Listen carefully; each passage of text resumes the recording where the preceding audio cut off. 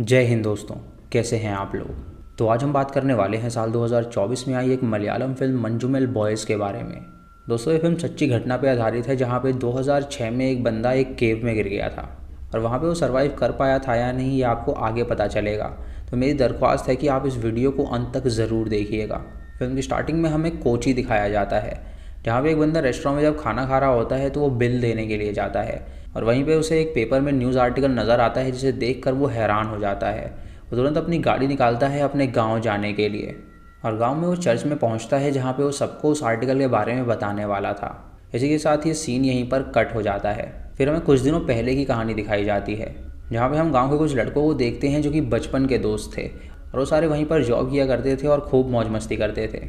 उन दोस्तों में सबसे ज़्यादा उम्र होती है कुट्टन की और उनके एक दोस्त की शादी होती है तो वो वहाँ पर खाना सर्व कर रहा होता है। तभी वो देखता है कि उसके दोस्त सुभाष की माँ और उसका भाई भी वहाँ पर आए हुए हैं और वो उन्हें खाना सर्व करता है। वो सारे दोस्त वहाँ पर खूब एंजॉय करते हैं और आपस में उनकी लड़ाई भी हो जाती है। फिर वो एक रोप कंपटीशन करते हैं और रोप को खींचने लगते हैं जिससे एक दल जीत जाता है और दूसरा दल उदास हो जाता है। वो सारे दोस्त वहाँ पर छोटी नौकरियाँ की करते थे और कोई ना कोई मैकेनिकल वर्क करते थे, लेकिन वो सब इसी काम में बिजी रहते थे जिसकी वजह से वो घूम फिर नहीं पाते थे। इसीलिए वो सभी डिसाइड करते हैं कि क्यों ना वो एक ट्रिप पर जाएं। वो सभी अब ये डिसाइड करने लगते हैं कि आखिर वो किस जगह पर जाएं। तो उनका फैसला होता है कि उन्हें गोवा जाना चाहिए, लेकिन गोवा का प्लान कैंसिल हो जाता है जिसकी वजह से वो फैसला करते हैं कि अब वो कोडाईकनाल जाएंगे। उसके बाद सुद्धि अपने ही दोस्त को कॉल करता है ताकि वो एक गाड़ी का इंतज़ाम कर सके जिसकी मदद से वो लोग वहाँ पर जा सकें। और बंदा उससे कहता है कि उसने एक ट्रैवल एजेंसी से बात करी है और एक कॉलेज का जुगाड़ वो कर सकता है तो वो लोग तैयार रहें। लेकिन कॉलेज में सिर्फ 9 लोग ही आ सकते हैं जिसकी वजह से वो फैसला करने लगते हैं कि अब वो 9 लोग कौन होंगे। वो 9 लोगों को छांट लेते हैं और उसके बाद तैयार होकर वो गाँव के चौक पर मिलते हैं जहाँ पे उनका एक दोस्त सुभाष जो कि काफ़ी गरीब होता है वो जाने से इनकार कर देता है। लेकिन कुट्टन उसके घर में जाता है जहाँ पे वो उसकी माँ से कहता है कि वो चिंता ना करे, वो उसका ख्याल रखेगा। इसीलिए उसकी माँ उसे अलाउ कर देती है और वो सुभाष को लेकर वहाँ पे चला जाता है। जब वो सभी वहाँ से निकल रहे होते हैं तो एक और बंदा ज़बरदस्ती गाड़ी में घुस जाता है और उनसे कहता है कि वो भी उनके साथ चलेगा। इसीलिए वो लोग उसे भी अपने साथ ले जाने लगते हैं। वो सभी वहाँ पहुँच के एक होटल में रुकते हैं और वहाँ पर खूब मौज मस्ती करते हैं। एक बंदा कैमरा भी लाया होता है और वहाँ पर ढेर सारी फ़ोटोज़ भी लेते हैं। और ट्रिप के बाद जब वो लोग वहाँ से निकलने वाले होते हैं तो सुद्धि उनसे कहता है कि एक जगह ऐसी है जहाँ पे वो लोग अभी तक नहीं गए हैं। वो जब उससे पूछते हैं कि आखिर वो कौन सी जगह है तो सुद्धि उनसे कहता है कि वो अभी गुना केव नहीं गए हैं। वो केव बहुत ही पुरानी है और ऐसा माना जाता है कि वो बहुत ही खतरनाक भी है और ऐसी खतरनाक जगह उन्हें जाने का शौक़ है तो क्यों ना वो वहाँ पर चलें। ये सुन के वो सभी गाड़ी मोड़ते हैं और वहाँ पर जाने के लिए निकल जाते हैं। उस जगह के बाहर उन्हें एक स्टॉल मिलता है जहाँ से वो खाना पीना लेते हैं और वो बंदा पास ही के गांव का था जो कि उनसे कहता है कि अभी यहाँ पे बारिश होने वाली है तो वो लोग उसके रेस्टोरेंट में आ जाएं ताकि वो और खाना खा सकें।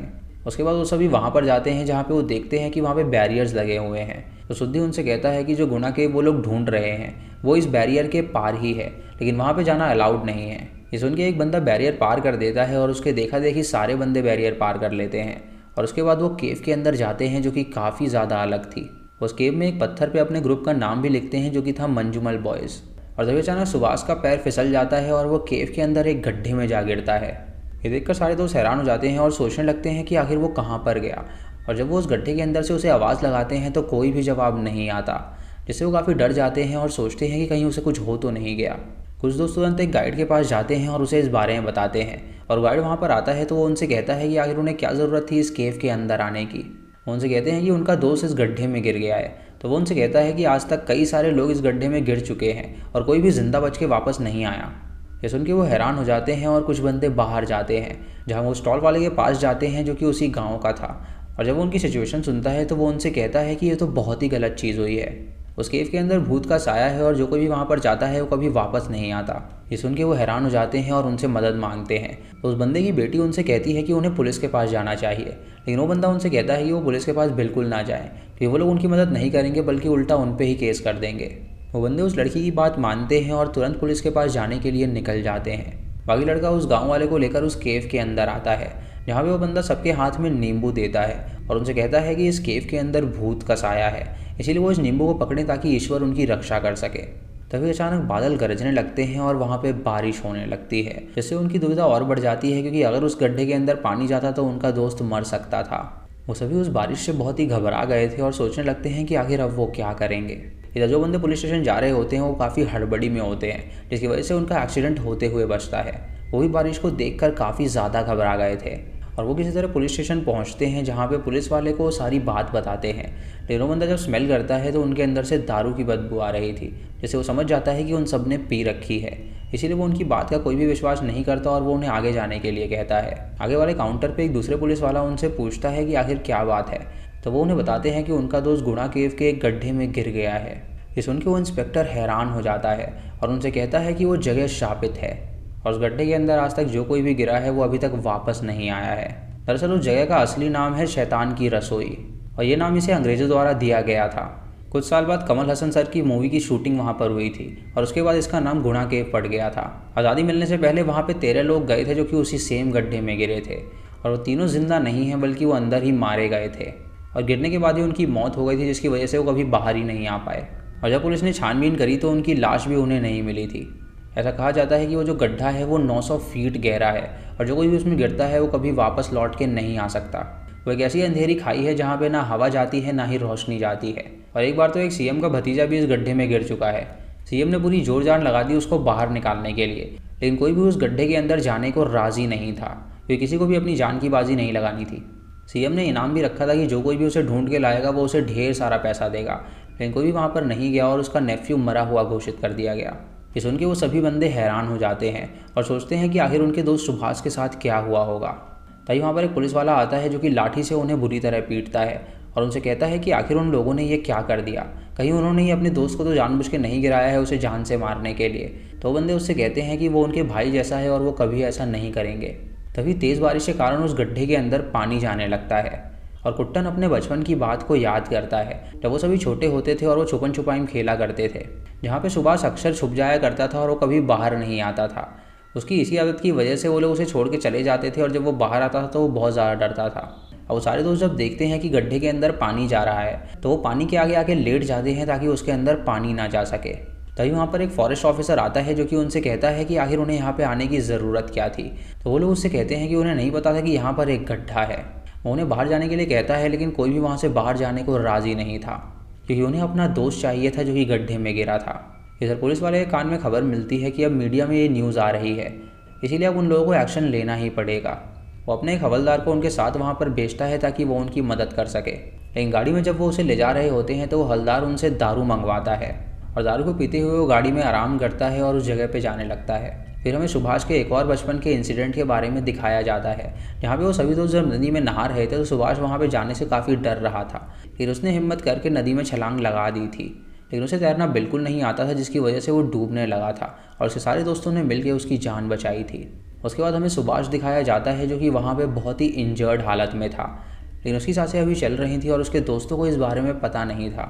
जो हवलदार वहाँ पर आता है तो वो उनसे कहता है कि उन सबको यहाँ से निकलना चाहिए, क्योंकि उसे लगता है कि उनका दोस्त अब जिंदा नहीं बचा होगा। लेकिन उन सारे दोस्तों का मानना था कि उनका दोस्त जिंदा है, इसीलिए वो वहाँ से जाने को तैयार नहीं होते। तभी वो सारे गड्ढे के अंदर ज़ोर से चिल्लाने लगते हैं, जिससे कि सुभाष की आंखें खुलती हैं और वो भी चिल्लाने लगता है और उसकी आवाज़ सुन के वो सभी समझ जाते हैं कि वो अभी जिंदा है। पुलिस को जब खबर मिलती है तो वहाँ पर रेस्क्यू टीम के साथ आते हैं ताकि वो उसे बाहर निकाल सकें। कमिश्नर भी वहाँ पर आ जाते हैं और वो सभी मिल के उस केव के बाहर जाते हैं, जहाँ पे वो सभी रस्सी नीचे फेंकने लगते हैं ताकि उसे पकड़ के सुभाष ऊपर आ सके। लेकिन उनके दोस्त पुलिस वालों से कहते हैं कि ये तरकीब बिल्कुल भी काम नहीं करने वाली, क्योंकि सुभाष दर्द से चिल्ला रहा है और वो इस हालत में होगा ही नहीं कि वो रस्सी पकड़ सके, इसीलिए किसी को नीचे जाना पड़ेगा उसे बचाने के लिए। तभी वो एक पुलिस वाले को तैयार करते हैं नीचे जाने के लिए, लेकिन वो पुलिस वाला बिल्कुल भी राज़ी नहीं था, जिसकी वजह से वो सभी डिसाइड करने लगते हैं कि आखिर नीचे जाएगा कौन। कुट्टन जब ये देखता है तो वो पुलिस वालों से कहता है कि वो नीचे जाएगा अपने दोस्त को बचाने के लिए, क्योंकि उसने उसकी माँ से वादा किया था कि वो उसका ख्याल रखेगा और ये उसकी जिम्मेदारी है कि वो उसे ऊपर लेकर आए। ये सुन के सभी लोग हैरान हो जाते हैं और उससे पूछते हैं कि वो श्योर है या नहीं। तो कुट्टन उनसे कहता है कि वो उसके भाई जैसा है और वो उसके लिए कुछ भी कर सकता है। उसके बाद वो सभी उसको रस्सी से बांध देते हैं और उसको गड्ढे के अंदर भेजते हैं, जहाँ पे कुट्टन जब नीचे पहुँचता है तो वो सुभाष को देख पाता है। नीचे ऑक्सीजन लेवल भी कम था, जिसकी वजह से उसे सांस लेने में थोड़ी सी दिक्कत हो रही थी, लेकिन फिर भी कुट्टन सुभाष के पास पहुंचता है और उसकी हालत देखकर हैरान हो जाता है। उसके पेट पे रस्सी बांधता है ताकि वो उसे ऊपर ले जा सके और उसके बाद वो आवाज़ लगाता है कि वो उसे ऊपर खींचे। सुभाष को कुछ भी पता नहीं होता कि उसके साथ क्या हो रहा है, इसीलिए वो कुट्टन का गला दबा देता है और उससे पूछता है कि आखिर वो कौन है। तभी अचानक वो बेहोश हो जाता है और नीचे गिर जाता है, लेकिन उसने रस्सी बांध दी थी जिसकी वजह से वो लटक गया था। उसके बाद वो सभी बॉयज़ रोप को पकड़ते हैं और उसे खींचने लगते हैं, क्योंकि ये खेल वो अच्छी तरह जानते थे कि रस्सी को कैसे खींचना है। जब वो उसे खींच रहे होते हैं तो बीच में एक पत्थर आता है जिसकी वजह से वो ऊपर नहीं जा पाते। लेकिन तभी उनका एक दोस्त ऊपर से जब देखता है तो वो उनसे कहता है कि वो ढील दें, और जब वो ढील देते हैं तो उसकी मदद से वो दूसरी साइड पे जाता है, जहाँ से वो उन दोनों को आराम से ऊपर खींच लेते हैं। और सुभाष की हालत देखकर वो सभी रोने लगते हैं और ये जान के वो खुश थे कि वो अभी ज़िंदा है। अब ये पहली बार था कि कोई उस केव से ज़िंदा बाहर आया था। और जब गांव वालों को इसके बारे में पता चलता है तो गांव वाले वहाँ पर आकर सुभाष का पैर छूते हैं, क्योंकि उनका मानना था कि उस डेविल वाली केव से ईश्वर ने उसकी जान बचाई है। कुछ देर बाद उसे हॉस्पिटल ले जाया जाता है जहाँ पे उसका ढंग से ट्रीटमेंट नहीं हो सकता था, इसीलिए डॉक्टर उन्हें रिकमेंड करती है कि वो किसी बड़े हॉस्पिटल में उसे ले जाएं। पुलिस वाले भी एग्री कर जाते हैं और वो उन्हें अपने शहर जाने के लिए कहते हैं।